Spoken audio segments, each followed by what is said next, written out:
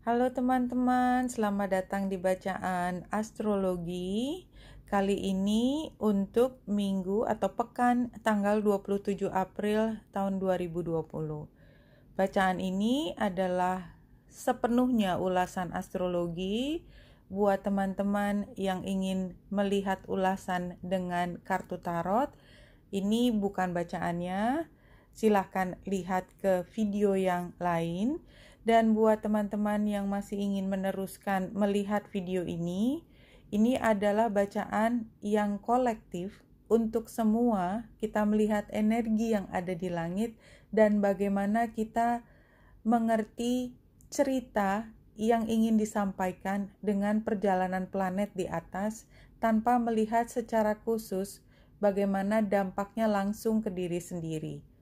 Oke, teman-teman, kita lihat perjalanan dari tanggal 27 April dan energi yang terbesar yang kita perlu perhatikan saat ini adalah ketika matahari bertemu atau conjunction dengan Uranus di Taurus. Ini adalah hal yang besar buat kita, buat kolektif. Karena matahari itu core-nya dari semua, dari pribadi kita, dari masyarakat kita, dan dari global. Ketika harus bertemu dengan Uranus, sesuatu yang mengguncang, itu artinya ada perubahan yang besar terkait dengan fondasi paling mendasar. Secara pribadi, yang namanya fondasi itu adalah terkait dengan tempat di mana kita tinggal, rumah, residensi, keluarga inti kita, keluarga besar kita. Kita teruskan kalau ke masyarakat, semuanya itu adalah hal yang benar-benar berubah. Jadi ini seperti adalah bumi yang baru karena Taurusnya. Taurus itu menggambarkan bumi, alam. Dan alam seperti ingin mengambil kembali satu perubahan yang besar terhadap diri sendiri. Sebenarnya matahari bertemu dengan Uranus itu adalah perjalanan tahunan, karena dia pasti ketemu lagi dengan Uranus dalam waktu 1 tahun. Conjunction seperti ini.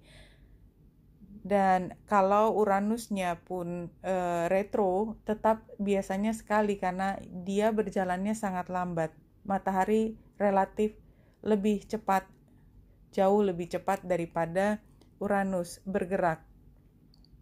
Namun ada hal lain yang membuat pertemuan antara matahari dengan Uranus ini menjadi hal yang tidak biasa adalah karena dalam waktu 5 bulan ke depan itu semua banyak sekali planet penting, planet mayor itu akan retro. Dari bacaan sebelumnya saya sudah bercerita bahwa Venus akan retro. Merkurius juga akan retro di Cancer. Kemudian planet-planet yang punya pengaruh kolektif, Pluto mulai station dari sejak beberapa minggu ini, tapi kan karena dia jauh stationnya juga lama. Kemudian tanggal 28 tidak hanya Pluto yang mulai station tetapi juga Saturnus. Dan perjalanan bulan akan mengaktifasi nanti pada tanggal 30 adalah ketika bulan oposisi langsung dengan Saturnus. Tentunya tanggal 29-nya 28-29 adalah ketika bulan itu oposisi dengan Pluto.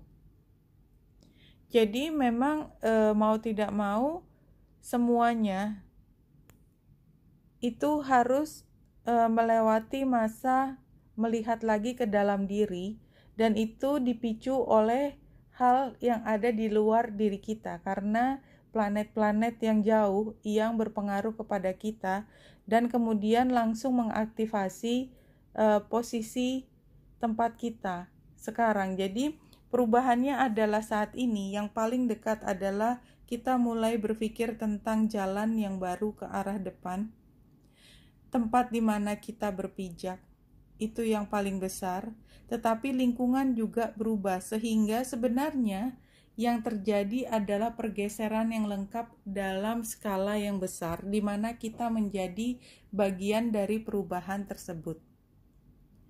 Dalam beberapa perjalanannya nanti, ya kita lihat pada akhir minggu tanggal 3 ini bulan akan kembali trine dengan matahari dan kemudian dia akan mulai lagi ketemu dengan Merkurius dan